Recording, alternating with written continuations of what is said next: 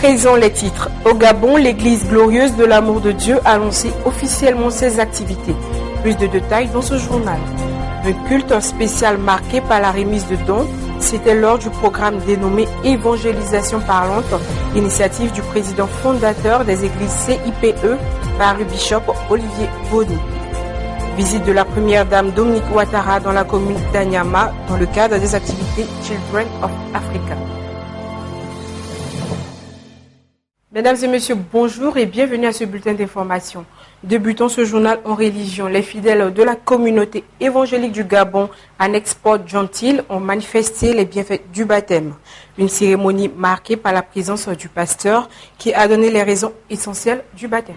La communauté évangélique du Gabon, annexe centre de Port-Gentil, après 3 jours de jeûne, de prière et d'enseignement, c'est dans des pas de réjouissance que les parents, amis, témoins et les admis au baptême se sont rendus au Fort de l'Eau, lieu choisi pour le baptême. Le pasteur a rappelé aux aspirants le pourquoi et comment doit-on passer par les eaux du baptême. Écoutons comment le Seigneur Jésus a institué le baptême. Tout pouvoir m'a été donné dans le ciel et sur la terre. Allez, enseignez toutes les nations, baptisez-les au nom du Père, du Fils et du Saint-Esprit. Le baptême est le signe de l'entrée dans l'alliance que Dieu a conclue avec son peuple. Les catéchumènes, eux aussi, ont voulu évaluer les admis au baptême qui, pour les uns 3 mois et les autres 6 mois d'enseignement, ont bien compris les principes de l'acte dont ils vont être soumis. Qu'est-ce qu'est la foi? La foi est une ferme assurance des choses qu'on espère, une démonstration de celles qu'on ne voit pas. Puis, l'homme de Dieu a béni les eaux et le baptême proprement dit s'est fait. Quelques avis des baptisés. Venant d'être baptisés, nous venons d'accepter le Seigneur comme Seigneur et Sauveur dans nos vies. Voilà pourquoi nous rendons grâce à Dieu. Nous sommes vraiment dans la joie. Nous étions 13 qui avons reçu l'appel du Seigneur. Puis le pasteur évangéliste a édifié le peuple de Dieu sous le thème « La situation renversée », tiré du livre de Daniel, le chapitre 6, versets 16 à 24. Le thème que nous allons nous entretenir ce matin est intitulé « La situation renversée ». Votre situation actuelle n'est que le fruit d'une accumulation de problèmes que vous avez rencontrés dans votre vie. Il vous faille l'intervention de Dieu. Le cas de Guérancy nous montre le résultat d'une malversation, d'une tromperie aux yeux de Dieu. Le chrétien doit vivre une vie intègre devant Dieu et devant son semblable. Daniel était un homme intègre devant Dieu. Il priait le Dieu vivant. Mais le Dieu que Daniel priait ce temps-là, c'est le même Dieu que nous prions aujourd'hui, parce qu'il est le Dieu sauveur, le Dieu qui parle. Le peuple de Dieu a été invité à la table du Seigneur en rappel du corps et du sang de Jésus.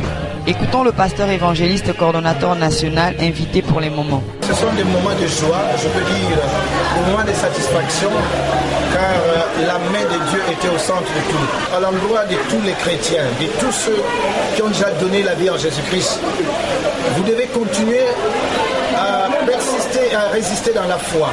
Que Dieu bénisse tous les chrétiens, qu'il bénisse les fondateurs de Béni TV, que Dieu soit avec nous, au nom du Christ le Christ. Amen. Le bishop Olivier Boni, président fondateur des églises CIPE, a instauré le dimanche 12 avril 2015 un programme de prière dénommé Évangélisation parlante. Un culte spécial marqué par des dons. Reportage Grâce Moncia. L'église CIPE, Centre international du plein évangile, est une église évangélique dirigée par le bishop Olivier Boni. Comme toute église, elle vise à répondre au dernier commandement du Christ, à savoir aller partout et faire des disciples. Pour cela, le bishop Olivier Boni a trouvé une nouvelle formule appelée l'évangélisation parlante, qui est expliquée par le révérend Armel. Un jour, Jésus a dit à ses disciples, « Donnez-leur vous-même à manger ». L'action que nous venons de mener est une action qui rentre dans ce cadre. Plusieurs personnes viennent à l'église, il y en a qui sont démunis, il y en a qui ont faim, il y en a qui ont des besoins. Il faut que de temps en temps nous posions ce genre d'action pour donner un baume au cœur, pour donner de la joie à celui qui a faim, pour qu'il sache que Jésus peut encore donner à manger, Jésus peut encore le guérir, Jésus peut encore le restaurer. C'est une action sociale de grande envergure. Nous voulons que les affamés mangent, nous voulons que les démunis aient quelque chose, nous voulons faire du social, parce que Jésus lui-même, il faisait du social. Donc Dieu bénisse encore cette église, et Dieu bénisse surtout son leader, le bishop Olivier Boni, qui initie de tels programmes, de tels projets pour le bien-être du corps de Christ. Demeurez bénis, shalom.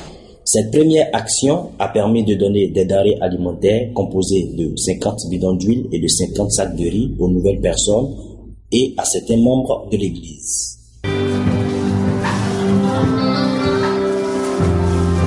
Voici un fouet. Cette évangélisation parlante s'est tenue au siège des églises CIPE situées aux 2 plateaux derrière la station Olivia. Le bishop Olivier Boni tient à répéter cela tous les dimanches et l'étendre à d'autres quartiers afin d'attirer plusieurs personnes à Christ comme nous l'explique le prophète Herman. Ce à quoi nous venons d'assister, c'est ce que le bishop Olivier Boni appelle évangélisation parlante. Il faut dire qu'à un certain moment donné dans l'église, il est important, au-delà de la prière, au-delà de l'intercession, au-delà des jeûnes, de pouvoir soutenir les membres de l'église avec des actions comme ça a été posé tout à l'heure. Et donc, ce sont des actions qui seront répétées. Nous allons nous déplacer d'ici là dans des quartiers pour que les gens sachent que Jésus de Nazareth, ce n'est pas seulement la prière, ce n'est pas seulement l'esprit, mais Jésus c'est aussi physique, Jésus c'est aussi le soutien, Jésus c'est aussi l'approche vers des personnes. Que l'Éternel te bénisse et nous te donnons rendez-vous à l'église CIPE La Renaissance des 2 plateaux. L'Église glorieuse de l'amour de Dieu du Gabon a annoncé officiellement à travers un moment spécial un concert qui a vu la participation de plusieurs chanteurs.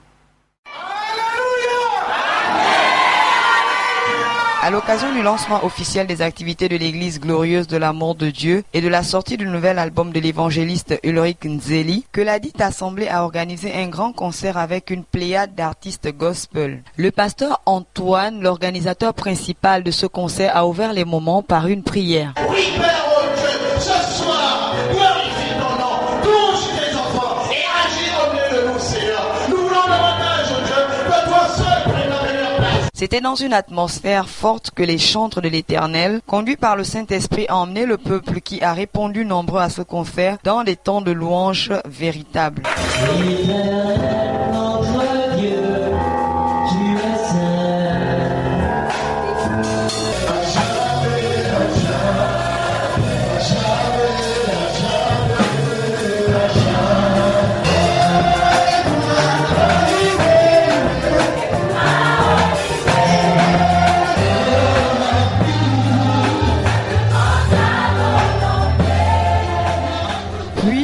Place à l'homme à multiples casquettes, l'évangéliste qui entre désormais dans la famille des chérubins de l'Éternel. C'est entouré de ses frères et sœurs et la grande famille de chantres de l'Éternel que le chantre Ulrich Nzeli a esquissé quelques pas de danse pour honorer et remercier l'Éternel pour l'inspiration qu'il a reçue.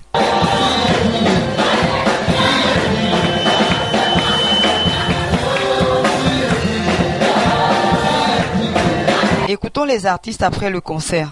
Moi, je veux bénir le nom du Seigneur pour ce programme, 1 heure dans tes parvis. Parce que plus que jamais, Dieu a besoin de nous rencontrer en cette saison et de réellement nous entretenir sur les choses en rapport avec ses projets à l'intérieur de nos vies. L'objectif pour ici, c'est de élever, c'est de proclamer et de prêcher la parole de Dieu dans la louange. Un adorateur de Dieu, c'est celui qui apporte un message bien spécifique. Le concert a bel et bien eu lieu et Jésus est Seigneur. Et vraiment, mon cœur est dans la joie. Je que toutes les personnes qui ont été invitées ont été restaurées et que le Seigneur bénisse. Au micro de Béni TV, écoutons le couple Edith et Antoine Guizombi, leader de l'église glorieuse de l'amour de Dieu et initiateur de ce programme. Gloire soit rendue à Dieu, c'est une joie, c'est une fête, c'est une adoration parfaite qu'on a envoyée à Dieu. Nous sommes vraiment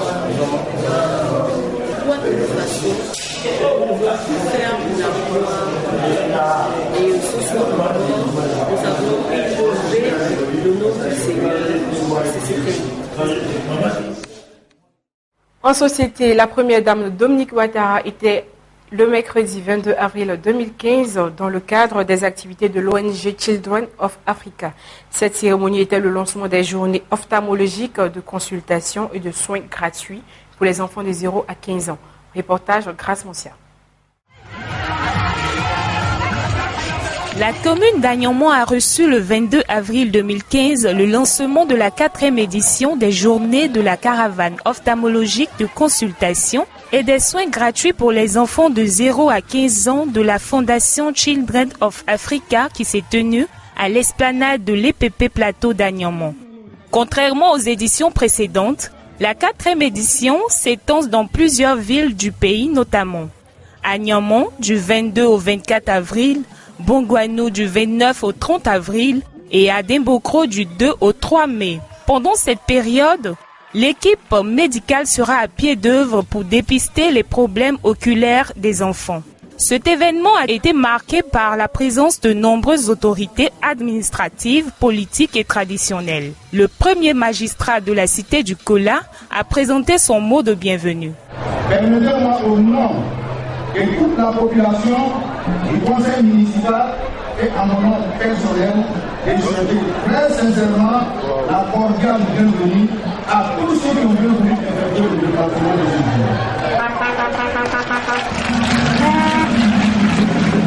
La présidente de Children of Africa, Mme Dominique Ouattara, a encouragé les parents à faire consulter les enfants car une bonne vue est un atout majeur pour la réussite scolaire de ceux-ci. Depuis 2008, la Fondation organise régulièrement des caravanes ophtalmologiques pour détecter et soigner les éventuelles affections oculaires de nos enfants.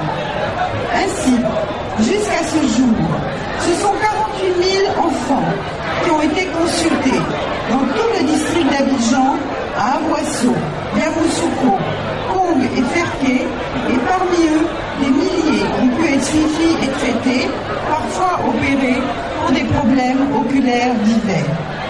Je vous encourage à venir avec vos enfants, afin que leur vue soit contrôlée et corrigée si nécessaire. Je voudrais vous rassurer que tous les soins prodigués et les lunettes seront totalement gratuits. C'est un soutien que je voudrais vous apporter pour vous aider à faire face aux charges scolaires et médicales de nos enfants. Cette cérémonie est la preuve de l'ambition de la première dame qui, avec les bras chargés, a encore procuré du bonheur aux enfants. En somme, 14 millions de francs CFA de dons en nature ont été donnés aux tout-petits. C'est avec un cœur plein de joie que les enfants d'Agnomont ont reçu les dons de la première dame qu'ils appellent chaleureusement « Maman au grand cœur », maman débordante de générosité. Les dons gratuits que vous nous offrez sont un véritable soulagement pour nous et nos parents. Maman au grand cœur, au cœur débordant de générosité. Nous savons que votre cœur bat pour les enfants que nous sommes à travers votre fondation. Une fois encore, les enfants d'Agnomont n'ont pas été oubliés. Après avoir reçu des kits et des tenues scolaires, vous vous inquiétez pour la santé de monsieur. Merci maman. Merci. Les expressions du dictionnaire se révèlent insuffisantes pour définir l'œuvre gigantesque que Mme Dominique Ouattara, première dame de Côte d'Ivoire, a en faveur des populations, particulièrement en faveur des enfants et des femmes. En Afrique, plus précisément en Égypte, le nouveau projet du canal de Suez poursuit plusieurs objectifs, dont l'élargissement du cours du canal et l'approfondissement de la voie navigable, coût de l'opération 100 milliards d'euros. C'est une course contre la montre pour creuser un nouveau canal de Suez. L'Égypte veut ouvrir en 2015 la première tranche d'une nouvelle voie maritime longeant l'actuelle. Objectif, permettre un trafic à double sens.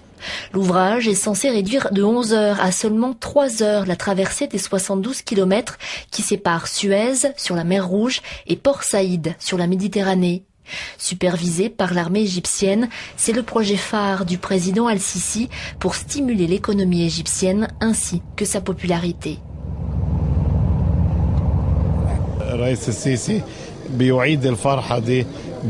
Grâce à ce projet économique, le président Sisi nous rend heureux. Il nous a redonné le sourire. Ce projet va développer l'économie égyptienne.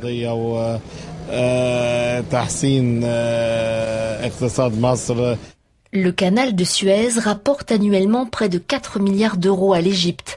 La nouvelle voie devrait augmenter les revenus à 10 milliards et demi en 2023.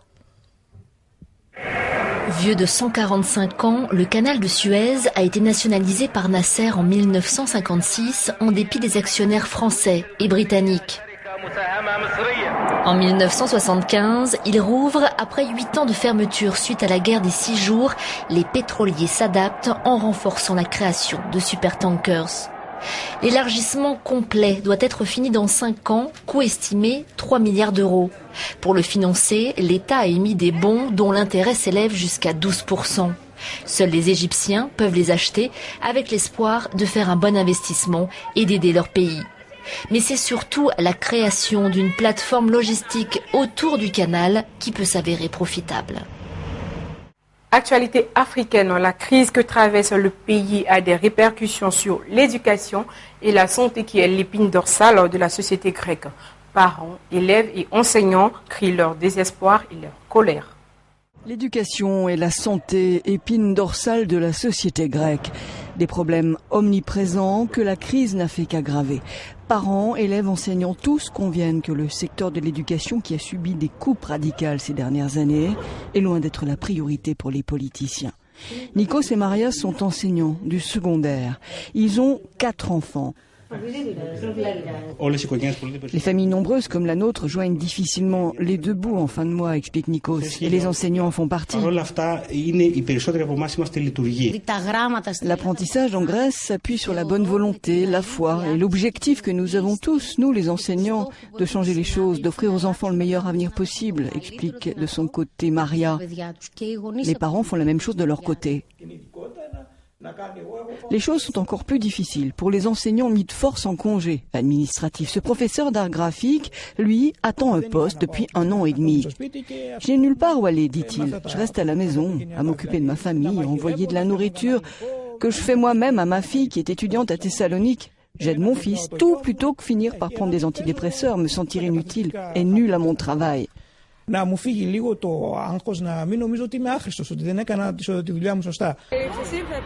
Nikos espère vraiment voir des améliorations dans l'éducation, en panne de vision, selon lui. De vision et aussi d'argent, comme pense Dimitris. Comme tous les étudiants grecs, il place beaucoup d'espoir dans le prochain gouvernement. Nous espérons qu'un budget important sera finalement débloqué, dit-il. La Grèce est l'un des derniers pays de l'Union européenne et de la zone euro en termes de dépenses et de services dans le secteur de l'éducation. Les dépenses de la Grèce en matière d'éducation sont en effet plus faibles que dans la plupart des autres pays européens, comme on peut le voir sur ce graphique. En matière de santé, les conséquences de la crise sont également lourdes pour tout le monde, à commencer par les plus vulnérables, comme les personnes âgées. Dans le secteur des soins, tout s'est effondré, explique cette retraitée. On ne trouve pas de médecins. Les médicaments sont plus chers, les génériques sont parfois moins chers, mais certaines personnes ne les supportent pas. Il y a des gens qui ne s'achètent pas à manger pour se payer des médicaments, dit-elle.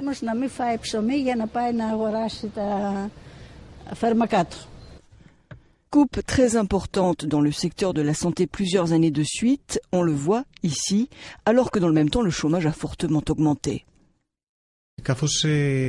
Comme le remboursement des soins est lié au travail, dit ici ce représentant de l'Union des médecins grecs, 2 millions de personnes se sont retrouvées sans emploi et n'ont plus de sécurité sociale.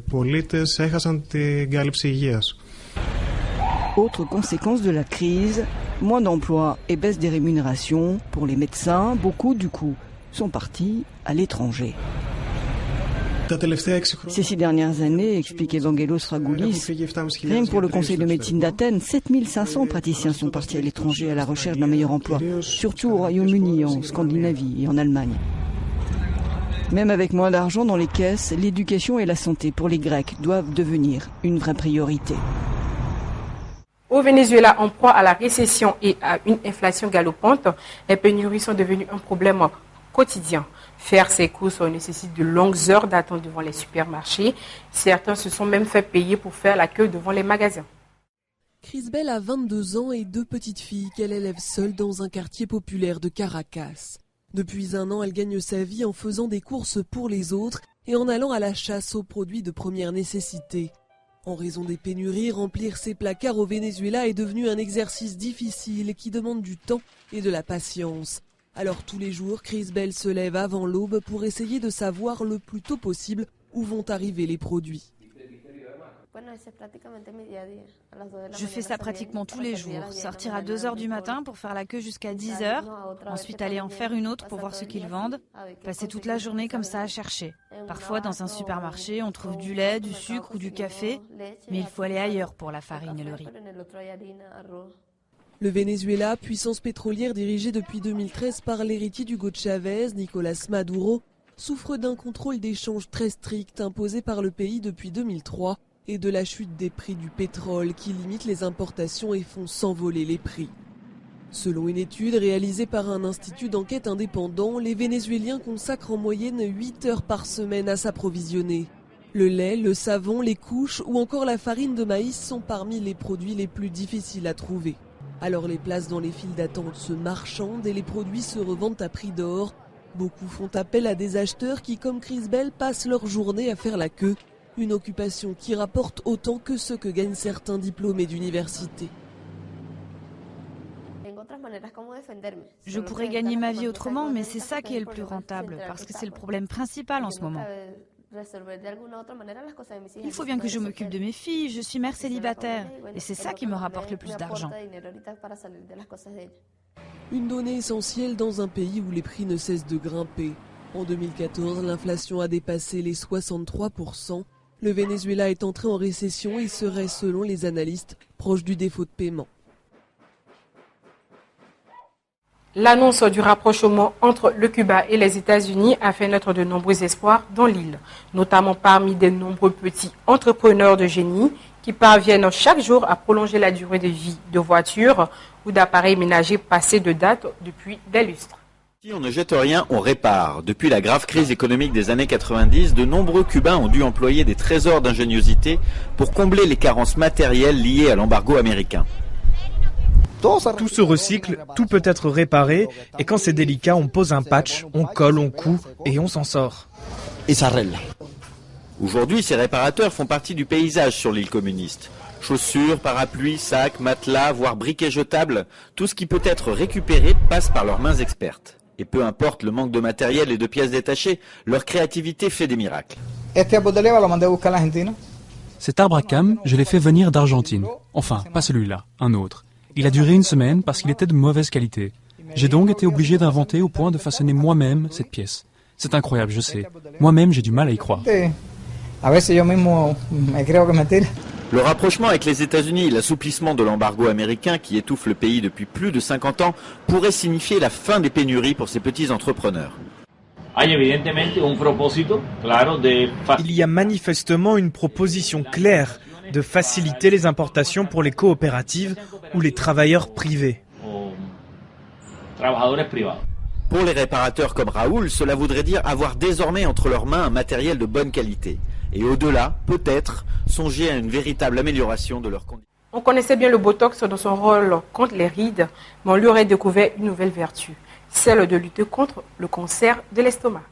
Le Botox, connu pour son action contre les rides, pourrait s'avérer efficace dans la lutte contre le cancer de l'estomac. On doit cette découverte à 2 chercheurs associés à 2 universités, américaines et norvégiennes. Bloquer l'influx nerveux permettrait d'agir sur les cellules souches cancéreuses. Des tests ont été menés sur des souris. C'est la fin de ce journal. Merci de nous avoir suivis et restons fidèles à notre chaîne panafricaine.